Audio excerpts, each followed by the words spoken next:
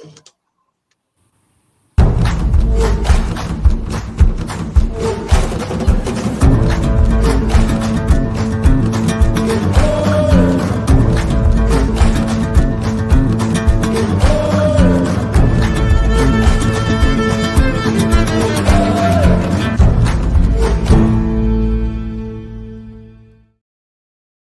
evening, everybody. Welcome to another edition of 108 Stitches Baseball Talk. My name is Scott Morgan, North Motor City Madmouth. Glad to have everybody on tonight. I realize there's a college football game going on. No problem. We can certainly enjoy being on here right with y'all. So I want to welcome back Eric Katz. Welcome back, Eric.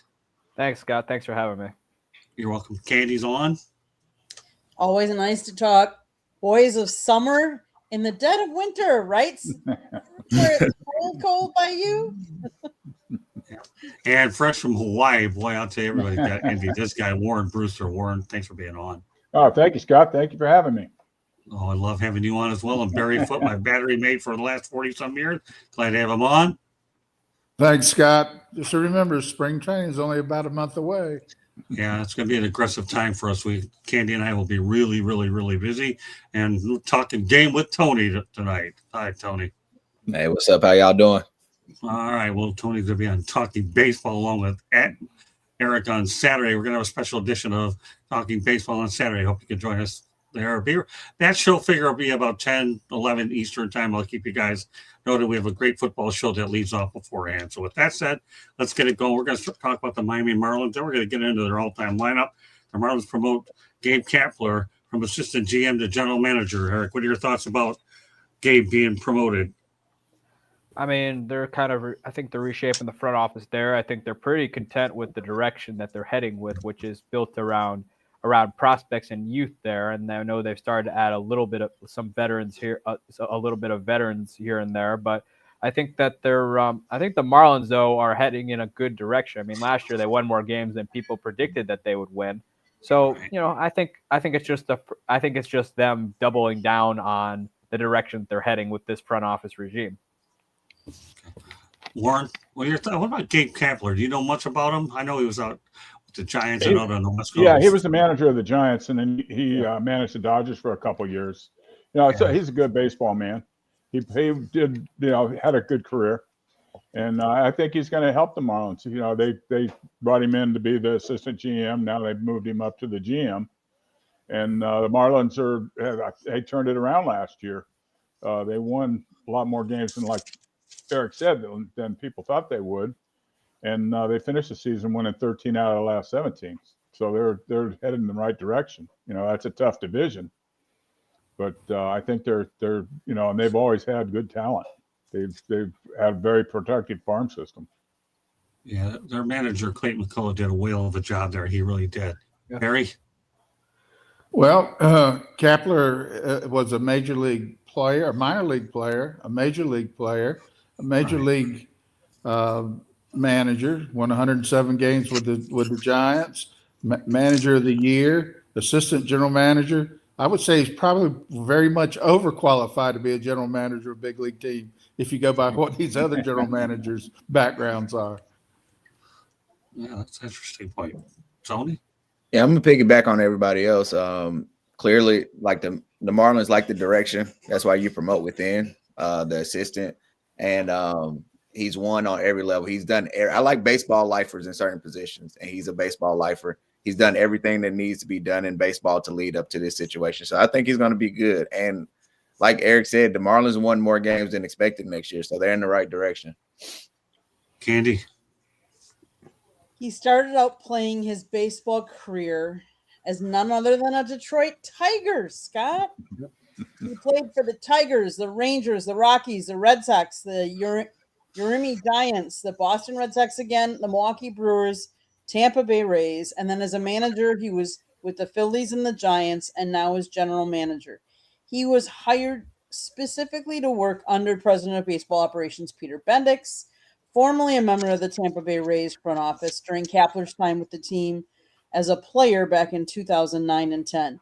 His primary focus was on player development within the Marlins system, and he was involved in all areas. On November 3rd, he was promoted to general manager. So he's a lifer. He's done all of the different positions. He knows what it takes. And yes, the Marlins saw a great increase last year in just the vibe of the team, and as well as more wins on the field. So let's hope it keeps going in that trajectory down in Miami for the Fish. Well, let's stay with the Marlins for a moment. We're going to talk about their all-time lineup. Anybody that wants to add to it or think somebody's listening, this is what we do at this segment. So we're going to talk about the outfielders for them all-time. Got Giancarlo Stanton, Juan Pierre, Gary Sheffield in the outfield. Then on the infield, you got Miguel Cabrera at third base, Hanley Ramirez at shortstop, Luis Castillo at second base, Derek Lee at first base, Josh Beckett is your starting pitcher. Your relief pitcher is Rob Nen, catcher Charles Johnson, DH is Mike Lowell, and the manager is Jack McCann. All right, Eric, just give me one player that could be missing on that list. Jeff Conine. Okay. Hey, Jeff Conine, that's a good one. That's Andy, the Marlin right there. yeah, well, that's true. No, that's fair. Christian Yelich. Yeah. Okay. All right. Go ahead, Warren. Well, the guy I liked but had a great career there was Dan Ugla. He's kind of flying under the radar. Okay. Yeah. Barry? I think you guys covered most of the ones that I remember on their roster. Obviously, they've had some very good players through the years. 2 world championships, so you're supposed to have some good players along the way. Yeah. So anybody that you can think of, or do you feel like they did pretty good? I think you've hit the ones that I would be thinking of right here. Okay. What about you, Tone? Well, I had Christian Yelich, Candy. You took him from me. Did you say you did say Pudge Rodriguez at catcher, right? Obviously. Charles Johnson. That's the one you just took from me, but okay. Okay. Yep. Definitely would go Pudge Rodriguez at catcher. All right. Well, I'll put Chaz Chisholm in there, and then we'll go from there. How's that There sound? we go. Chaz Chisholm was a pretty good player. I liked his color and all that. So, in fact, I saw a lineup last year where you had Chaz Chisholm and Giancarlo Stanton in the same lineup for the Yankees, albeit a little ways away.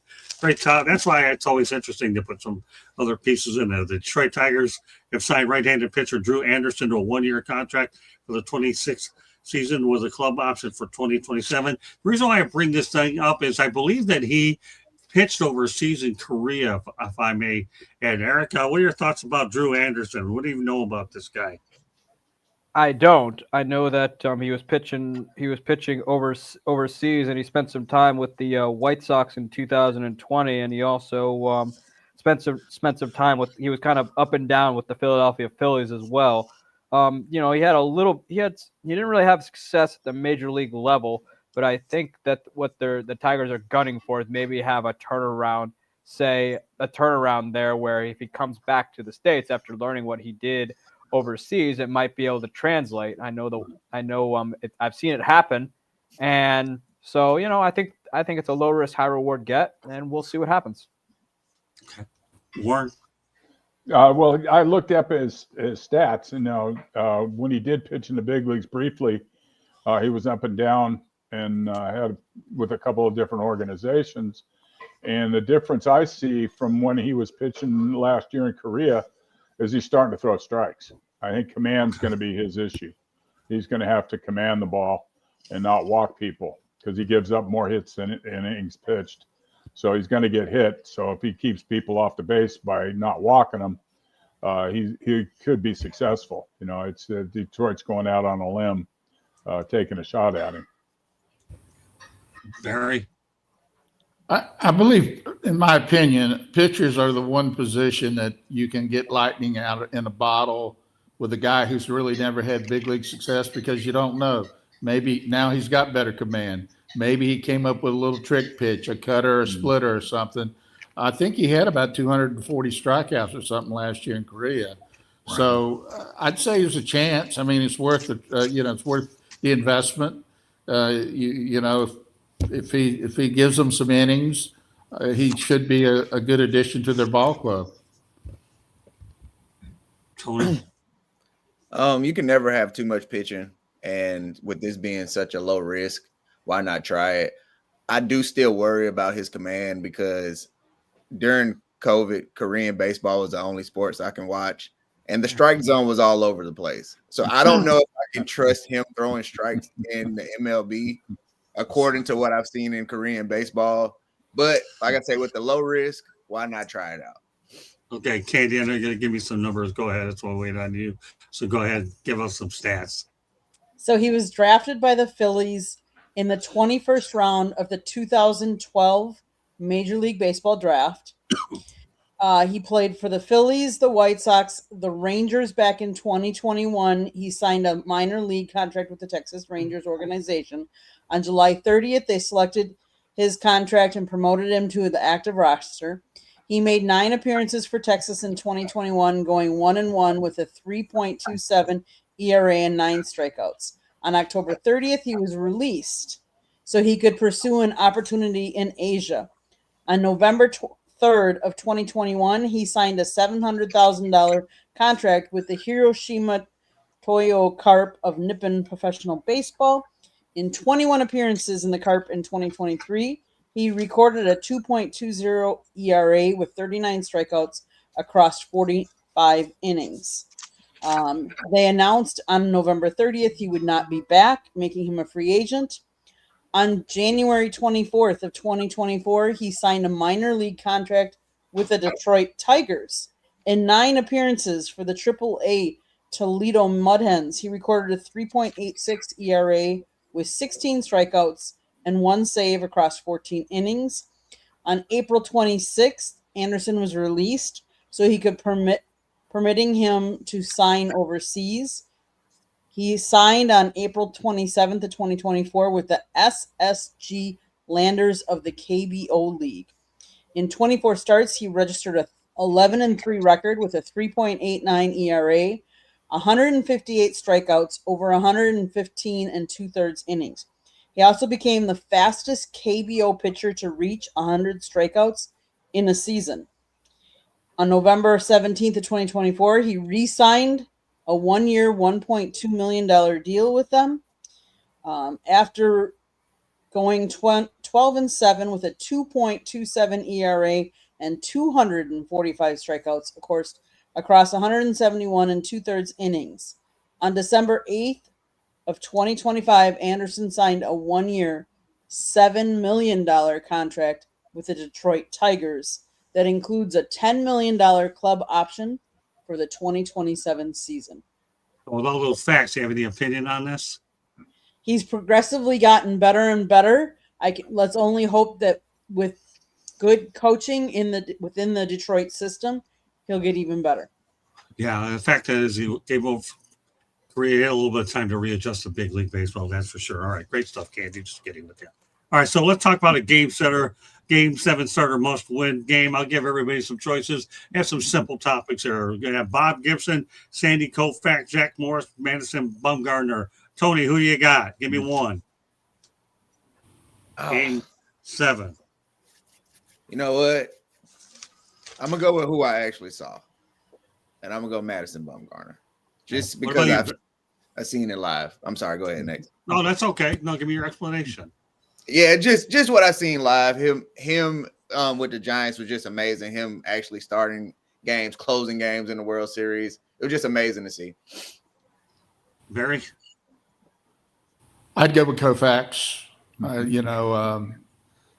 Jeff, and the reason would be Jeff Torborg, who caught him, and I was coach under Jeff Torborg. He told me there was a year that every pitch, he gave up every pitch. Koufax would go all the way down with his fastball and not as far with the curveball or vice versa. The hitters all knew what was coming. He still won 27 games.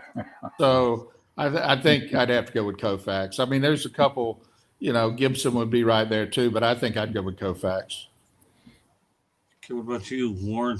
Yeah, that's who I was thinking all along when I read that, was Koufax, because I got to see him when I was young and he was just dominating, And another pitcher though that he didn't have much of a long career, but Dwight Gooden when he was in his prime, one night when I was with the Cubs, He walked Dernier to lead off the game. Ryan Sandberg hit second. Dernier stole second on the first pitch. He threw by Sandberg. The ball went into center field. Dernier was on third. He proceeded to throw Sandberg 2 more fastballs. Gary Matthews came up, 3 fastballs in a row. Boom, boom, boom. Leon Durham came up, 2 fastballs right ahead. I mean, these guys are way late. They're all dead fastball hitters. The third fastball, he blew up Durham's bat all over the infield. Wally Backman came running in to throw him out at first. I mean, that was the most unbelievable thing I saw in my entire career. You know, he didn't last long, but when he was young, he was something else. Yeah, he sure was. That's a good point. I'm glad you brought him up. All right, Candy. Oh, I think I'm going to have to go. I think I got to go with Koufax too, just because from all that we've heard about how dominant he was. I'm going to go Koufax. Eric. I'm going with Gibson. There's nobody. He wanted the ball every single time out, even on short rest, and he was just dominant when he was out there. I got to go with Gibson on that one. Yeah, I'm going to go Gibson. I'm going to go Gibson too. Most intimidating pitcher. Guy's not afraid to go ahead and pitch inside to get in his way. He's going to let you know. Cyberewski, we're not covering the college football championship right now, but I'm sure many of us probably have a TV. We're watching. I'm paying attention. Our focus on it, at least for a little while, is baseball. But just want to address it. Yeah, I'm going to go Bob Gibson as well. All right, so here's another interesting one for all y'all, okay? If you're going to give a 10-year contract in their prime, who are you going to give it to? You're going to give it to Tom Seaver, Steve Carlton, or Nolan Ryan? Tony? I am going. Hold on, wait. I had to go to my notes real quick. I am going with. I'm going Tom Seaver. I'm sorry. I'm going Steve Carlton. 208 wins, 4 times. All right, so Steve Carlton, is that your final answer? That is my final answer. I'm sorry. 208 wins, 4 times wins leader in the 10-year span. I'm definitely going with him. What about you, Bear? Love Lefty, a teammate of Lefty along with Warren, but I would go with Tom Seaver. I faced both of those guys and in their prime, and Seaver for me was a tougher. Of course, Lefty being left-handed, a little easier for me as a right-handed hitter, but I believe if I had to give somebody a 10-year contract, now if I knew Nolan Ryan was going to pitch to was 100, I might have a little different opinion, but no, see if Seaver in his prime, hard to beat. Okay, that's fair. Warren? Yeah, I love Lefty. We were teammates for 6 years, but I agree with Barry. Tom Seaver in his prime was lights out.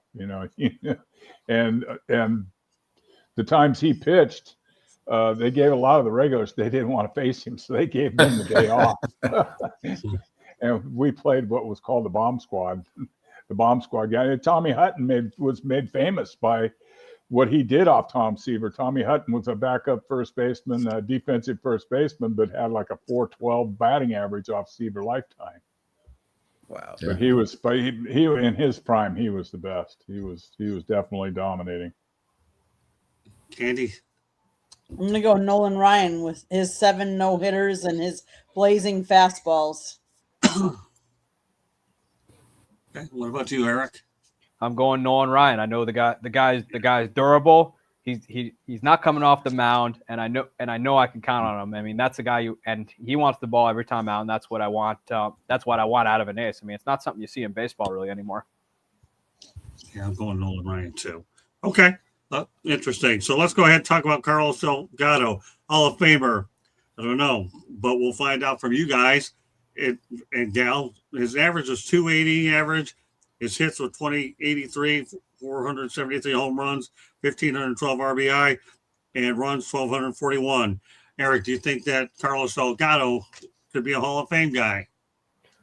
No, and here's why. Part of it is just the era he played in, because he played with a lot of great outfielders during his era, and he also by the time he went to a bigger market like the Mets, he was constantly injured. He had a career a little bit better than he had a career a little bit better than Don Mattingly, but he was really he was really only good for the middle portion of his career, because then the rest of it he was kind of very, very spotty. So, I don't think he's going to get in, just based on the fact that he also played with a lot of great outfielders during his time in the game. Candy? He holds a Major League Baseball record for career home runs by a Puerto Rican player with 473. He's one of only 6 players in Major League history to hit 30 home runs in 10 consecutive seasons, becoming the 4th player to do so. During his 12 years with the Blue Jays, he set many team records. He also played for the Florida Marlins back in the day, and the New York Mets. On February 4th of 2015, he was elected into the Canadian Baseball Hall of Fame. Do I think he'll make the Hall of Fame for the Baseball Hall of Fame? No, I don't think so. Warren? No, I don't think he'll make it either. His numbers are just a little bit short of what some of the other Hall of Famers have put up. And he did have a great career, did some things that a lot of people didn't do. But his numbers just don't measure up to the people that are already in the Hall of Fame. Okay. Cyber to answer your question, I'm glad you're multitasking, watching the show and so forth. George, he's on medical leave for a while, so we'll let you know when the time comes back. Comes back once in a blue moon. All right, Barry, some thoughts about Delgado? I think he makes the Hall of Fame of really good, but not the Hall of Fame of the Hall of Fame. I like him. I think, I guess the one thing I'd hold against him was the fact he didn't believe in standing up for the national anthem. But that's just me. But yeah, I think he's just on that border. Although, in the last 10 years, we put some guys in the Hall of Fame that really are in the Hall of just really good, not really the Hall of Fame. So, Right. But I don't think he'll get in. Maybe the Veterans Committee, if they have enough guys who played against him and have some, real knowledge of him that maybe we don't. But I don't think his numbers are quite good enough. Okay. Agree.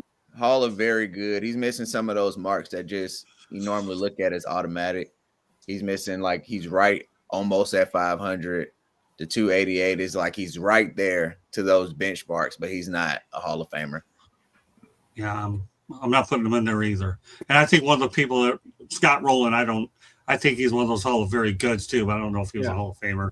So he's the one. So yeah, I'm not putting Carlos in there either. So all right, let's go ahead and talk about Albert Pujols. You think he could be unanimous selection to the Baseball Hall of Fame? He hit 296, his hits 3,384, home runs 703, RBI 2218, runs 1914. Let's start it off with you, Eric. No, because they very rarely will put anybody in unanimously. I mean, the only guy they put in unanimously was Mariano Rivera, because there are plenty of Hall of Famers who had significantly better careers. Like take Hank Aaron, for example, that weren't in unanimously. They didn't even put Ichiro in unanimously, and that guy was Mr. Do-It-All. They didn't put Ken Griffey Jr. in there unanimously either. So I don't think it's going to happen, just because the Hall of Fame almost never does it, and you got that one guy who will vote for somebody just to kind of, anger the rest of the world. Yeah, you're right. When you put Ken Griffey Jr., I thought could get in. Derek Jeter was one I thought probably could have gotten in there too. Candy? Yeah, I think it's very hard to get unanimous. I mean, but does he deserve it? Of course. He and Aaron are the only 2 players to amass 3,000 hits, 700 home runs, and 2,200 ribbies. Only 2 other players have surpassed 6,000 total bases. Pujols hit home runs off a record 458 different pitchers over the course of his career, and is 4th in career home runs, 5th in doubles. In an age when seasons of 150 plus strikeouts were the norm for sluggers, he never struck out 100 times in a season. But I don't think he gets unanimous because it's very, very, very rare that happens. I agree. You're not going to get in that way. I get maybe 98, 99%, but not 100%. Everybody, have I called out everybody in? Nope. on this one? Bottom row. Just making No. sure. Nope. Nope. Warren and Barry and Tony yet. Okay, go ahead. Okay, Warren. Well, how can you not vote him in the Hall of Fame? I mean, he's obviously a Hall of Famer, but like everybody else has said, it just doesn't happen. I mean, think of Willie Mays, Hank Aaron, Ken Griffey Jr., all the great players that were never got 100%, weren't unanimous. Right. And he's deserving to be unanimous without question, but I don't think it'll happen either. What about you, Bear? I think there's a chance it might happen. Rivera got in as a unanimous choice. Of course, that's a New York Yankee, and they always get the extra.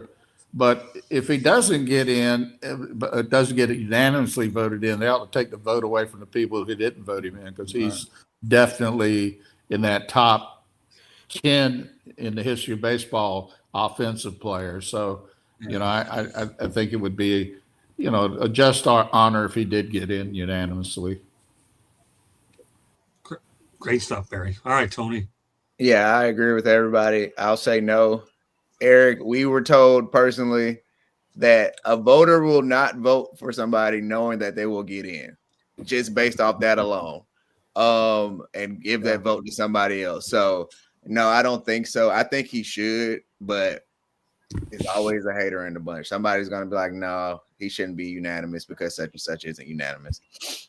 Okay. All right, I enjoyed the opinions all the way around, let alone somebody unanimous. Now that sets me up for somebody that really is interesting, probably more known for his book, let alone his what he put in his body name, Jose Canseco. His average is 266, hits 1887, home run 462, RBI 1407, runs 1186. Hall of Fame, Tony. Jose Canseco. No, even those numbers don't even make you a Hall of Famer. Yeah, he had a nice run, but even outside of the extracurricular, no, he wouldn't have been a Hall of Famer anyway. But it shows, imagine what he would have been without the extra juice. Geesh, he might have been an average player, if that, right? So, no. Okay. All right, Barry. No chance. No chance. Steroids eliminates him. We got a lot of guys we think did steroids. This is one we know did steroids, and I think you hurt baseball if you vote him in. And his career really, he had that nice run with Oakland. When I was coaching with the White Sox, I used to go out just to watch him and then the first baseman McGuire. take batting practice, because they hit balls that you said, wow, they look like golf balls. But Hall of Fame, no, that ain't going to happen. Okay, Warren. No, I don't think he's Hall of Fame worthy. No, and he kind of thumbed his nose at baseball with the steroids, saying he admitted it from day one. He never denied it, which is, I think it really hurt baseball at that time. And the thing I remember him most for was the ball that hit off the top of his head in Cleveland Stadium for the home run. To me, that was his claim to fame. Yeah. Candy. No, I don't think so. I mean, not only did he use, but he threw everybody else under the bus and said everybody was using steroids. So, and his numbers just aren't that good. I mean, if we're not going to vote Don Mattingly in with his numbers, why would we vote Canseco in?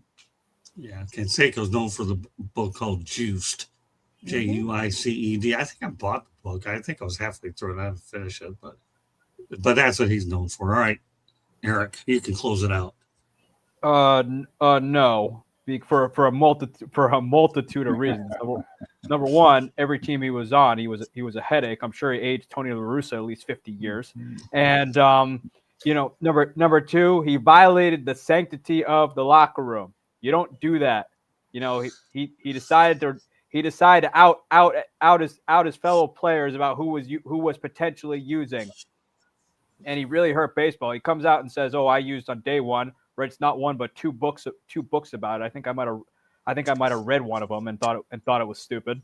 But no, he's not getting in, and he had a good run, but no, the guy's a pariah to baseball, and there's no way if the writers aren't going to forgive Pete Rose, they are sure not going to touch Jose Canseco. Yeah, that's true. Some great examples there. All right, let's talk about a little bit of baseball history, shall we?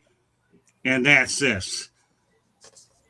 We're going to, on December 6, 2013, Robinson Cano signs a 10-year deal for $240 million with the Seattle Mariners. One of the few times that somebody out pays the Yankees. Eric, some thoughts about Robinson Cano? Great Yankee, had a great run with them. But I remember when that contract decision went down, I thought he was nuts for going to that team because that team wasn't what they are now, which in position to really contend. They weren't contending back then, but Seattle just did it because they wanted a show pony in a circus. But again, the Yankees ended up being right for all the wrong reasons because he was only 5 years into that contract when all the steroid stuff came out, and he was never the same and practically burned himself out of baseball. Yeah. Okay. Candy? Yeah, I mean, he signed with the Yankees as a free agent in 2001. He played from 2005 to 2013, winning a World Series over the Philadelphia Phillies in 2009. But yeah, he signed that contract and played for them 2014 to 18 when he was traded to the Mets. He recorded 1,695 hits in the 2010s, and the most of any major league player during that decade. He's an 8-time All-Star, 5-time Silver Slugger, but he tested positive for drugs twice. Not once, twice. Come on. Yeah. Okay. Some thoughts, Warren, about Robinson Cano? Well, he was a good player, but that's the contract was crazy. That's when the contract started really getting out of hand, when they're giving guys like that at the towards the end of their career, and they, and I'm sure they knew he was using steroids to give him that kind of money. But they just I think they were just trying to make a point where they were outbidding the Yankees for his services. Yeah, see, you know what? You nailed it right there, Warren. Say that again. Outbid the Yankees. Yeah, outbid the Yankees for his services. Right. Yeah. And how many times did people say that, Warren? Outbid the Yankees. Not much, right? Once. Exactly. That's about it. Yeah. It's called the GMTA theory. Great minds think alike, Warren, and you did nailed it. All right, Barry, some thoughts about Robinson Cano. Well, Tucker and Bichette should be very happy about the contract that he got, because now these people are finally understanding you might as well spend that money in 3 or 4 years, get these guys off your roster when they can't play any longer. I love Pujols. I think he had a negative WAR his last 4 or 5 years on that long contract, and that's why these teams that can't afford it are paying these huge salaries and then making them abbreviated salaries. The Yankees would love not to have Stanton on their roster right now, but they're stuck with him. And, it really screws up your long term. I think it's going to be the same with all these guys, Harper and all these guys that have these contracts. Without drugs after 35, it's a miracle if you're anywhere near the player you were.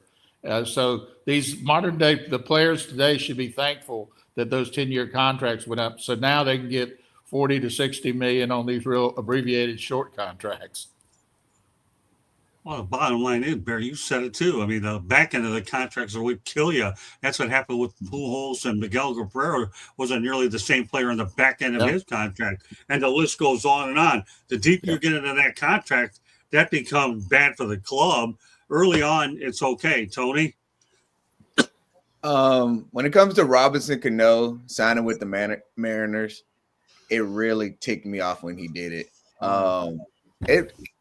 I guess you could say he got outbid. He wanted 1 extra year. I didn't like the narrative that he was spinning, that he wanted to be taken care of. I don't think there's an organization that take care of their older players more than the Yankees. We was bringing Mariano Rivera. I say we, like I'm part of the organization. They was bringing Mariano Rivera along on 1-year deals towards the end of his contract. Basically, let us know if you want to keep playing. But that was the start of Rock Nation and Jay-Z pissing off Scott Boras too. So they were trying to get every penny that they could. And I remember that being a big narrative with that. But like Eric said, the Yankees end up being right for all the wrong reasons, and it worked out in our favor in a sense. But those are the things I remember about that. I remember that being a Rock Nation deal, and I remember Robinson Cano really kind of turned his back on the Yankees as an organization. And I didn't like that as a fan. Well, now the amazing thing is not many of them did, but he happened to do that. All right, so let's talk about one of the World Series heroes, a guy that I got to work with in Miami named Miguel Rojas. He did sign a one-year deal to return to the Dodgers.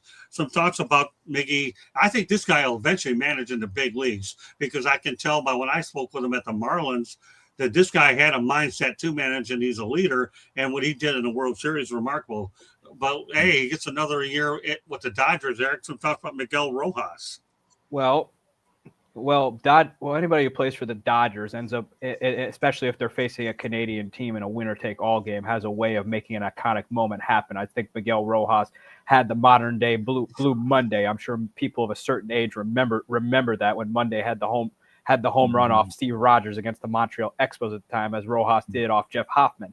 I think I think it's great. You get to parade the World Series hero a little bit. The Dodgers can clearly do what they want, and I think that, this is it for him this year. I think he's not going to play every day. I think he's going to, be a mid-series guy, come in every now and then, maybe a defensive replacement, maybe pinch hit every so often. But, but it's pretty much just they're doing it just so he can retire, a Dodger. And then I think eventually he's going to become a manager. Somebody will hire him to become a manager because it seems like players are getting hired right after they retire to manage. And I mean, Cleveland made it work with their guy right now, who's had them consistently contending. And so, we'll see though. But I know he's stated that I know, Scott, from your conversation with him, you've stated that he wants to manage. But good for the Dodgers for him to have his victory lap though of being the modern Blue Monday. Yeah, no, I think he's definitely managing material. You're right. Okay, Candy, you obviously know about Miggy. On December 5th, 2025, the Dodgers re-signed Rojas to a one-year, $5.5 million contract. Rojas also announced that it would be his final season as a player, and he would remain with the Dodgers in a front office role after the season. So he's already got that mindset. He wants to do his final lap. He wants some of these players are doing that now. They're announcing before the season so they can have like one last hurrah at the different stadiums that they go to. He'll get a feel for, the different stadiums, and then he'll move into the front office role or one of the front office roles within the Dodgers organization. So kudos to him because, yes, he definitely, when he was down here, in fact, I think he played manager for a day one of the games we were at. So that was kind of cool. Oh, that was when I talked to him and started picking his brain about that.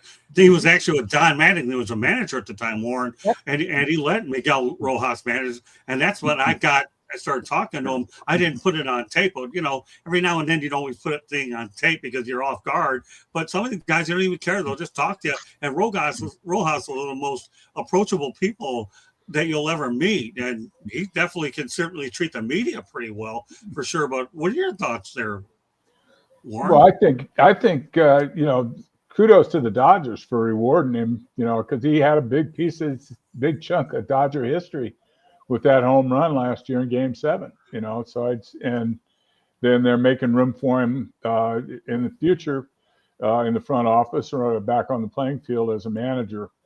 I'm sure he's ready to manage. He was like take a victory lap and see what the next part of life brings to him. Barry? Well, I think the affection his teammates have for him tells you a lot about who he is as a person and a player. So, I think, and we're in an environment now where a lot of these Latin guys are getting opportunities they didn't have before to manage. So, I think he would probably be a good manager. It seemed to me. Plus, he's a middle infielder, has to understand the game. So, I think it's all set up for him. And I agree with Warren. And good for the Dodgers to reward somebody who was, really was, had not played much going into that World Series and then did a great job. And helped them win the World Series. Tony, You hit that kind of home run, you deserve at least one more year to get paid by that team. It's interesting to see. It's going to be interesting to see him getting to the managerial role. I'm sure he's going to be close to Dave Roberts probably more than ever this season to learn more about the actual being the manager and dealing with personalities and stuff on that level. So, hey, man, he deserves it. Dodger hero. Who knows? Dave Roberts might ride into the sunset after they run off a couple of these championships the way they're going. Eric, was there anything you wanted to add to this? I thought you were. I was going to say for his opportunity to potentially manage, he can go ahead and thank Ozzie Guillen and Felipe Alou for blazing that trail to make it possible. No matter what you say about, no matter what Ozzie Guillen has coming out of his mouth. Yeah, you seem to have quite a bit coming out of his mouth. That's a good point. All right, we'll talk about another baseball lifer named Mike Schilt, left the San Diego Padres. And that was short-lived retirement because now he's with the Baltimore Orioles as well. So he has a new role. Some thoughts, Eric, about Mike Schilt? Good manager, especially with the Cardinals, and did so with the Padres. I think at this point, like I think like Don Mattingly, he doesn't want to be the guy overseeing the coaching. I think he wants to be doing the work. I know we've seen that. I've seen that over the years in football where certain coordinators are, they are a head coach for a bit, but really don't like being a head coach, and they go back to coordinator and position coach just because they like being down and doing the teaching. I think that's what Schilt really wants to do at this point. He's always been known as a pretty good manager, but I think right now, I think he'd rather just coach and be out in the field, kind of like what Don Mattingly did with the Toronto Blue Jays after he left the Marlins, and now what he will be doing with the Philadelphia Phillies. So I think it's just a matter of some people like doing the work, not overseeing the work. Great points. Okay, Candy. Yeah, some people don't want the spotlight of being a manager, and in this day and age of win now, they don't want all that pressure. So they really want to be in there. And let's face it, you don't want to be a teacher because a teacher doesn't get paid anything. So why not go into baseball and teach, instruct your players? I think that's kind of cool. The new coordinator of instruction in their minor league system. I think it gives them, you can really affect a man's life in that early stage of minor league. And I think that's what he wants. That's what he wants to do. And I think that's neat. Warren? Well, I was really surprised when he stepped down at San Diego as the manager because, he's been having success and they were getting closer to getting every year. They're getting closer to the Dodgers, and they give the Dodgers a good run for the Western Division every year. But then they said he was burned out, and a lot of there is pressure. Managers got way more pressure, and if he's happier coaching or teaching the game, manager doesn't really get to teach the game that much. He kind of oversees all the coaches and lets them do the work. And I mean, from what I gather, he wants to do the work. He doesn't want to oversee everything. He wants to be able to instruct. Eric? Oh, I agree. What I read about, and he's a North Carolina guy, so I've actually been at a couple events with him, and I just don't think he liked that pressure. I mean, you're in a pressure cooker. Let's face it, he walked away from millions of dollars, so there was something there that he didn't like about it because they weren't getting ready to fire him. I think he was well liked in the organization. He had been an assistant GM there along with being manager, so. He just, I think you guys have hit the nail on the head. He wants to be on the field where there's less pressure. And he, if he does a good job there, he can have a real effect on the big league club by helping these young players develop. Tony? Yeah, just to kind of follow what all you're saying. Yeah, the pressure. And think about the idea of your job is to beat the Dodgers.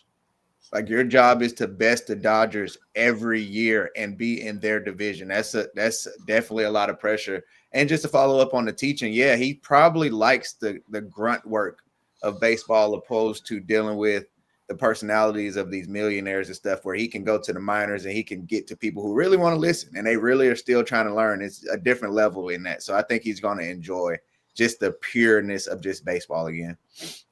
If you ever looked at a recent baseball roster, you're going to find it's not more than just coaches, like 5 or 10 other extra names on there to complement the main coaches. And that's where a lot of these guys are starting to fit in and where their staffs are. So more power to him. I think he did get burned out in San Diego, and he had a decent run with the Cardinals too. And he got another opportunity to resurface in San Diego and still did pretty well over there. All right, 2 more tops that are really doing really well tonight. So Scott, I was gonna add, he can also give new Orioles manager Craig Albertez kind of more of a lens there. And also, I think burnout is code name for I'm tired of dealing with Fernando Tatis Jr. and Manny Machado, and also general manager AJ Preller. I think that's what's code name for. No, that's an excellent point. Well, remember, I don't know if anybody knows what the actual who came up with let's see if anybody remembers what coach in any other sport came up with the actual word burnout. Anybody remember? Dick Vermeil. That's it. Yeah. Who came up with that one? Dick Vermeil. Yeah, Dick Vermeil. The guy cried. The guy cried when he said he was done. Yeah, Dick Vermeil did. I mean, but you're right. Who are the other ones that you mentioned on the Padres? Of who he was tired of dealing with? Yeah. Fernando Tatis Jr. and Manny Machado, and also general manager AJ Preller, who's been able to hire and fire managers more than George Steinbrenner. Right. That's a good point. Yeah, but Dick Vermeil's the one who went ahead and coined it for that great Twice. point. Yeah. And he came back and ended up winning a Super Bowl, go figure. But he took a break until he came back to the Rams. So I know Vermeil was an emotional guy for sure. Manny Machado, I can see where he'd get on your nerves a little bit. Vermeil also said he was burned out with the Rams after that Super Bowl, and then eventually he came back and went to the Chiefs later on. Yeah, he definitely used to take burnout to a new level. Okay. He did. I get everybody on this one? Just want to make sure. Okay, good. Okay, Davey Concepcion. Here's a guy from the past. Big Red Machine. Hall of Famer, yes or no? Let me give you some numbers. 267 on the average, 23-26. Hits, 101 home runs, 950 yard ribbies, 993 runs. Okay, Eric, some thoughts about Davey? No, I don't think his numbers are. He was a good player, but I think Davey's problem was he gets overshadowed by a lot of people in that lineup. He was a good player in his own right, but I just don't think his numbers add up, especially during the 70s. I mean, you got a lot of great players during the 70s, and I don't think he never had a 100 RBI season. So that's another thing that's going to really preclude you from getting in the Hall of Fame. And his best year was, the year where in 1978 where he had 170 hits, which he was a good player, but not Hall of Fame worthy in my opinion. I mean, also during that time too, he was playing in an era where, shortstop was, Luis Aparicio was out there. There was a lot of great players at his position. And also I just don't think his numbers are Hall of Fame worthy. I think he was just in the Hall of Good at best. And believe it or not, years ago over at Al Lopez Field, I interviewed Davey Concepcion, and I'll tell you, he was quite a person too. He really, really is. I don't know if you got to know Warren and Barry, but he was a really good guy and a real big part of that Big Red Machine. I would actually say yes to him going in the Hall of Fame because he was a team player for what he had done with the Reds, and his numbers were adequate, but his defense wasn't too bad from what I remember either. I'm going to put him yes. What about you, Warren? Well, I'd say no. He was a good player, very good player in his era, but I don't think he's Hall of Fame worthy. Okay. Barry? No, I'm with Warren. He's a good player. I played against him for 8 years and saw him a lot. So, he's a good player, but he's not a Hall of Famer. Okay. Well, I mean, like you said, how many of these other guys got in there were Hall of Good? So if Roland could get, I would at least give Davey Concepcion a shot. But no, I appreciate where you're coming from. A lot of guys are borderline that do get in. But again, I appreciate everybody on the panel, let alone the fact I got 2 guys that played the game and managed it. So how can I definitely, if you say no, I'm definitely going to let's pay more attention to what you guys have to say. What about you, Tony? I'm gonna say no. Is at no point, if you look throughout his career, you just looked at him as just a great player, just solid to very good. Like you say, never had over 100 RBIs, most hits 170. And I get the glove, but we need a little more offensively from him. Andy? Yeah, I'm gonna say no. I mean, he's in. He played for 19 seasons, but he shares a record franchise with Barry Larkin with the record of playing 19 seasons in a Reds uniform. But his numbers just aren't where I think they need to be. His batting average was 267 over his career with 2,326 hits, 101 home runs, and 950 runs batted in. He played from 1970 to 1988. Well, he has longevity at least. Okay, maybe not a Hall of Fame vote, but he's got longevity. We'll see whether or not the Veterans Committee might think otherwise. And again, we probably think that on Lou Whitaker and a lot of other borderliners as well. All right, final topic of the night happens to be the featured topic of the night. Dodgers are forcing MLB to consider a salary cap, and here's why. You talk about Kyle Tucker's numbers. He signs a 4-year, $240 million deal. That contract, obviously, with the Dodgers. The Blue Jays offered the free agent a 10-year, $350 million deal before he signed with the Dodgers. Per John Heyman, the average value is $60 million.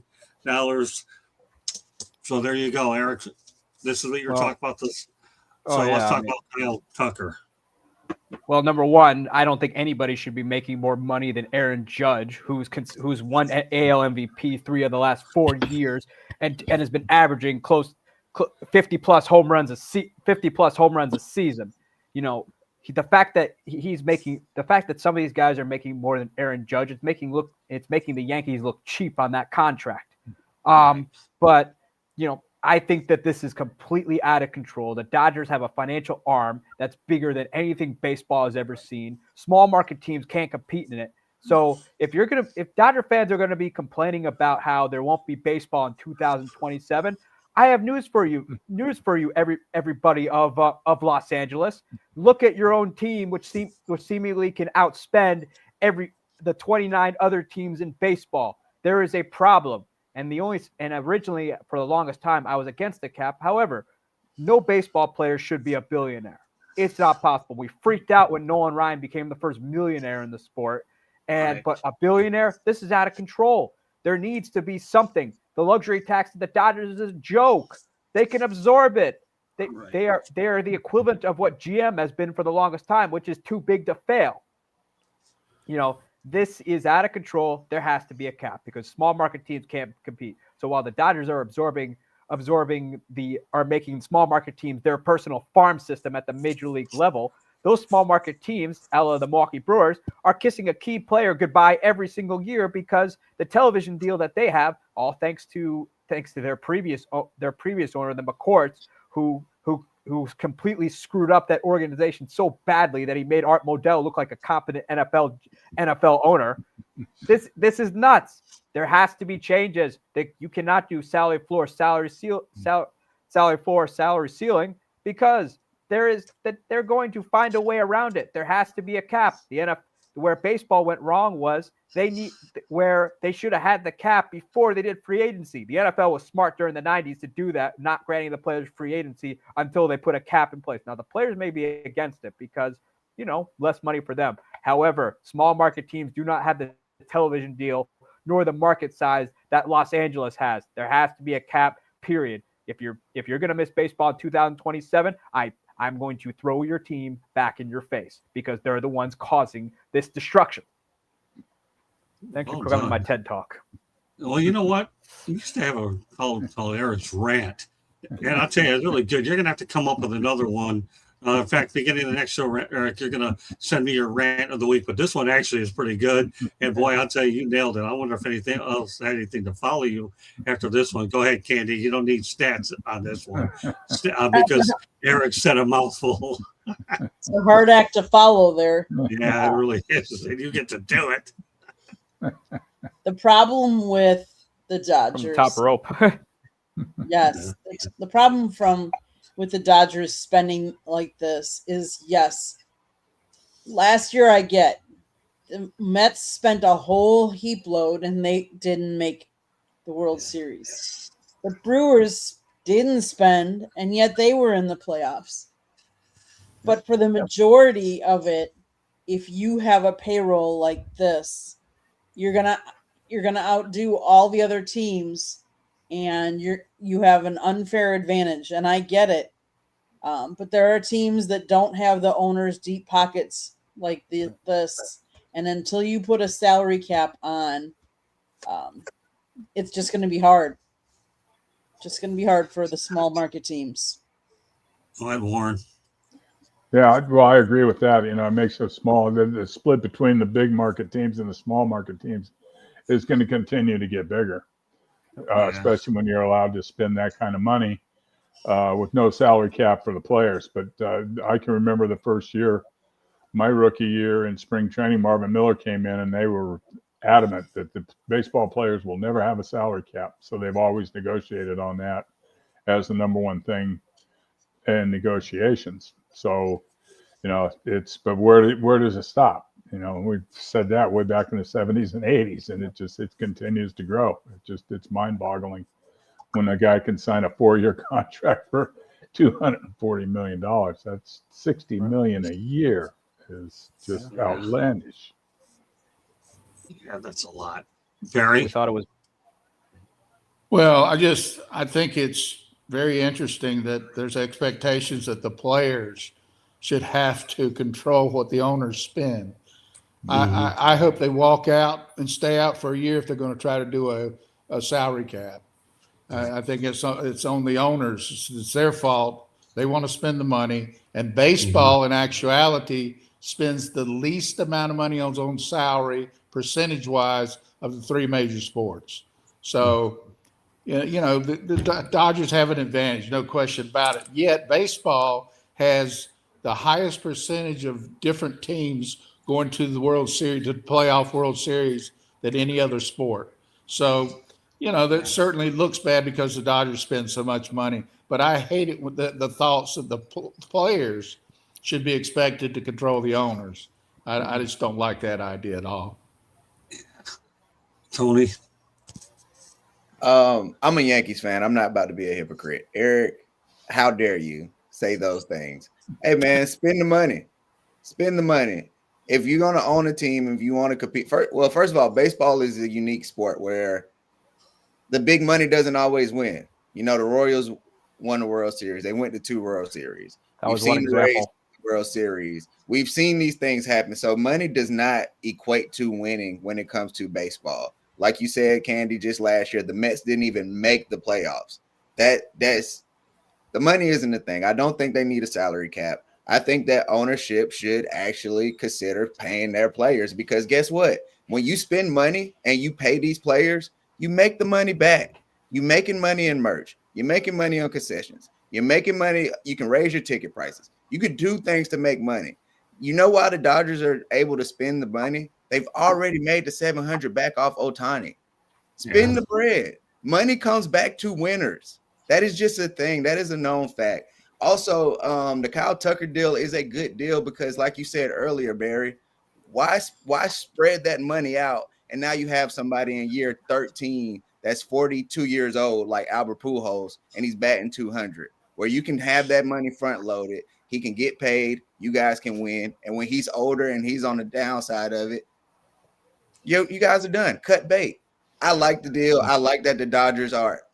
I like dynasties also in sports, and I like that they're trying to force people, hey, if you don't want to spend the money, we will. Well, it's amazing. Go ahead, Eric. Oh, okay. Talkative Tony.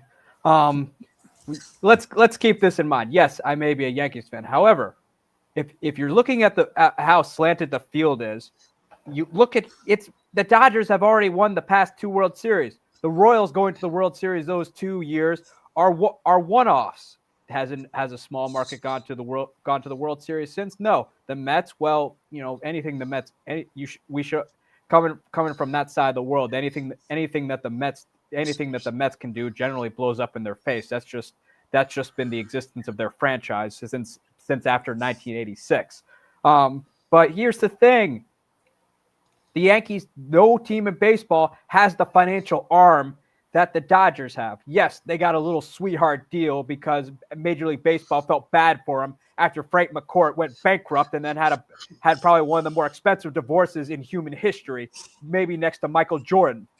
But you have to understand that not every team has those television deals. Even with a new owner, you're going to find though that they're not going to crazy spend money. They are going to spend what the business makes them. Now, if they buy a team and their team is a loser, I promise you, most of the planet's not going to want to go to those games. Their stadiums are going to be half empty, while everyone else, particularly the ones near the coast, are going to be swimming on the beach and still moving along quite nicely in life.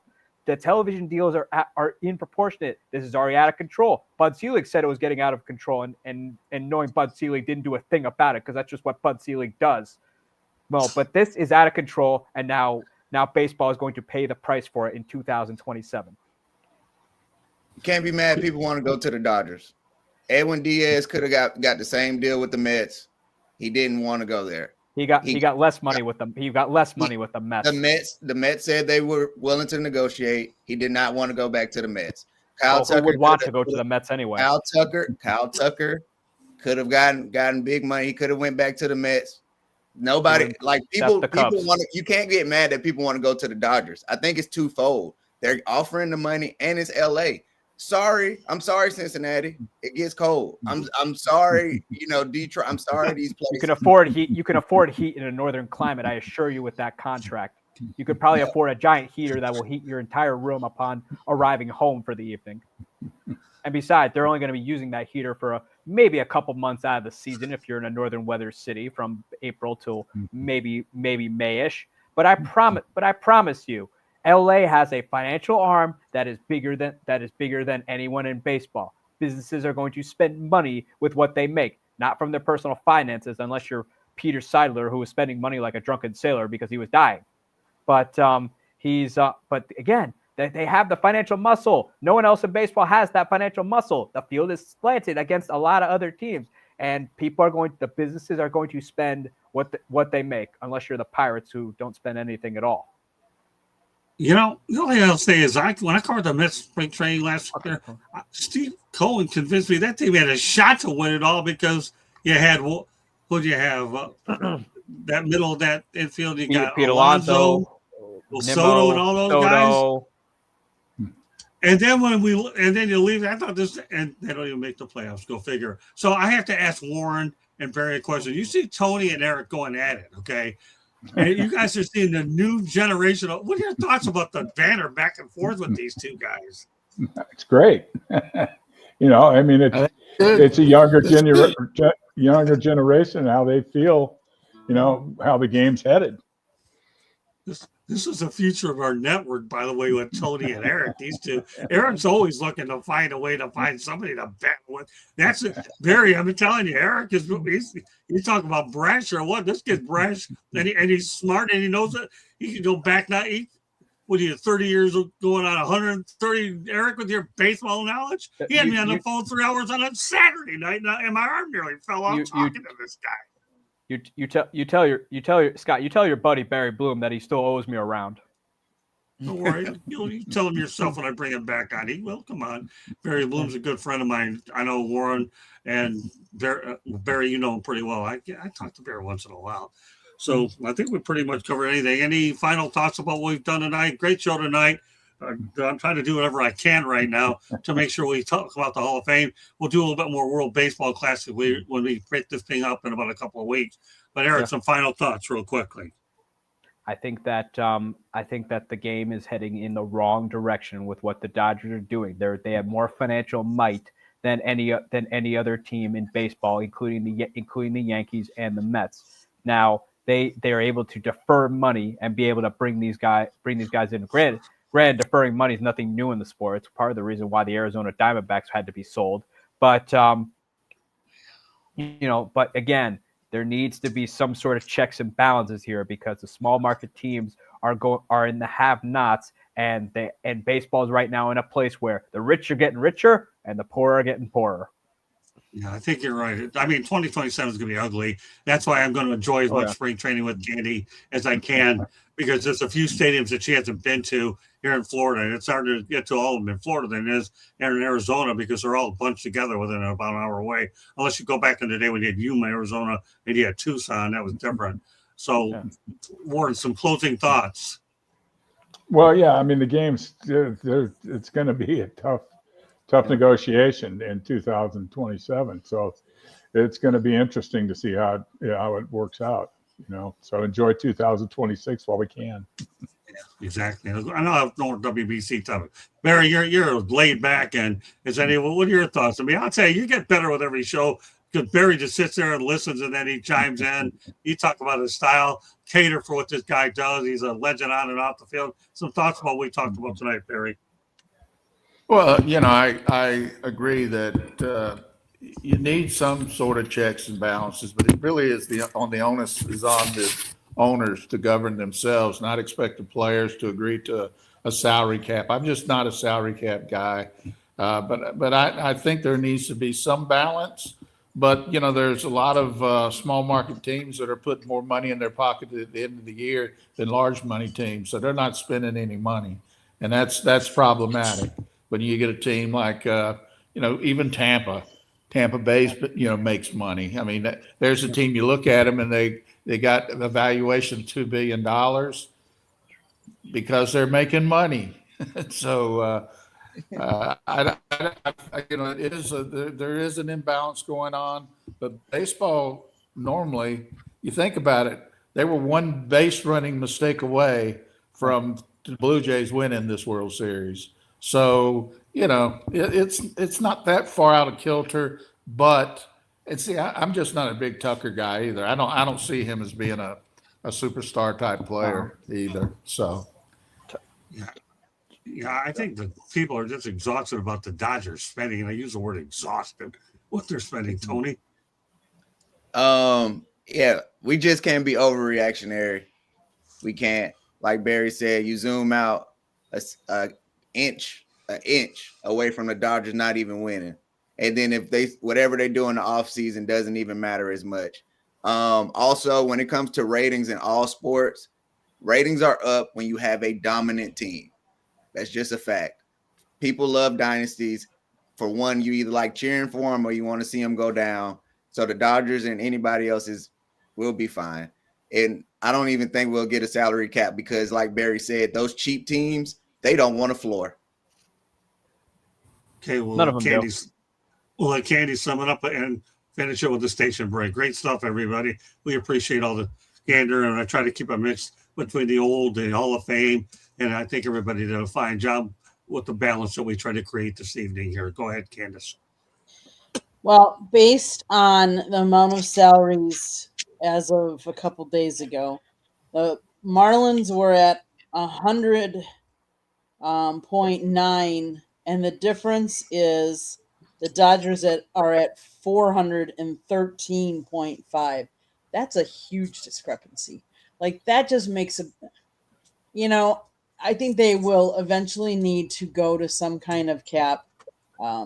Otherwise, you're going to find the same old, these small market teams. Although I give some of the small market teams, because they're still drawing crowds.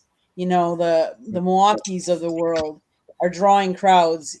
And yes, they're putting product on the field that's competitive. They just haven't been able to get over that hump. So hopefully they will be able to draw the talent that they need to compete, because that's the one thing that you don't want to see. If it starts to get too one-sided and they're not competitive, then it's different. That's not good for the league either then. Okay, station break. South Florida Tribune Publishing Company published a book, Lessons from the Microphone, Tuning into the Enduring Wisdom of Visionary Leaders. It is written by our host, Scott, the Motor City Madmouth Morganroth. Talks about his 40-plus years in the industry and how it has evolved and changed. Old school media versus new school media. Get your copy today, however you like. If you want to buy it, actual physical copy, it's available on Amazon, Barnes & Noble, Kindle, Google, and Apple Books. If you want the audio version, that is also available at this time on Audible, numerous places, so go check it out. Again, the name is Lessons from the Microphone, tuning into the enduring wisdom of visionary leaders. There's also a link on our website, www.southfloridatribune.com, where there's a plethora of great content, so go check it out. If you like to listen to podcasts, you can find us wherever you get your podcasts. If you want to advertise or sponsor a show, email us at southfloridatribune@gmail.com. Last but not least, if you see that red subscribe button in that lower right-hand corner, that means you have not yet subscribed to us. Please do so. And then like or share us with all your friends and family. I'm going to put the QR code up in the corner so you can just scan that, and that'll take you right to our YouTube channel, and you can hit the subscribe button. Then turn on the notifications so you're notified every time we go live so you don't miss any episodes.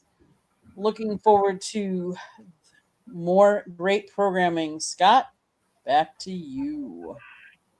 All right, Candy. Yeah, I've got great points, Candy. We have a lot more great programming on the way. I'm bringing in some new blood as well. So it'll be pretty interesting to go along with the people that we have week in and week out that we appreciate, that we can count on. Baseball's a show I take to my heart. Barry knows it probably better than anybody because we both have been baseball lifers. And I love this show more than anybody can imagine because I played the game as a catcher. And the fact that I have my own baseball show, let alone two of them, to me is important. So, and when you have a good group that understands the game as much as we really do, that's even better as well. So with that said, I want to thank everybody for joining us. But before we do that, let everybody know how to get a hold of you, Tony. Oh yeah. Talking Game 1 on all social media, YouTube, Tony Talking Game. Wednesday, 3:30, you'll see an episode of Talking Game. Wednesday night, you'll see me here on the Sports Exchange. Saturday morning, we'll be on Talking Baseball. And yeah. Okay, Warren. I can be reached at Brewster, BRUSSTAR 40 @gmail.com. Okay, Eric. You can follow me on my Twitter at Sports Team News, and you can check out my blog at bellyupsports.com, where I'm writing about all things Milwaukee Brewers and the rest of the league. And if you think I don't like your team, I probably don't. You're really consistent with that. I think we lost Barry. Where is my brother Barry? See anywhere out there? You having some? No, I don't see him. He's having some technical difficulties, I think, at this point. But you can always find him here on Monday nights on baseball, except for next week when we will be taking the night or the week off, as we will be covering the Senior Bowl in Mobile, Alabama.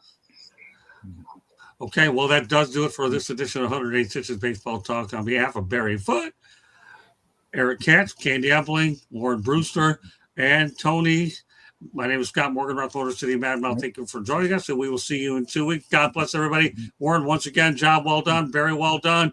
Eric, well done. Candy, well done. As well as Tony, well done. All right, thanks, everybody. We'll catch you the next time. God bless. See you 2 weeks from now. All right, Have a great night. Bye now. See you.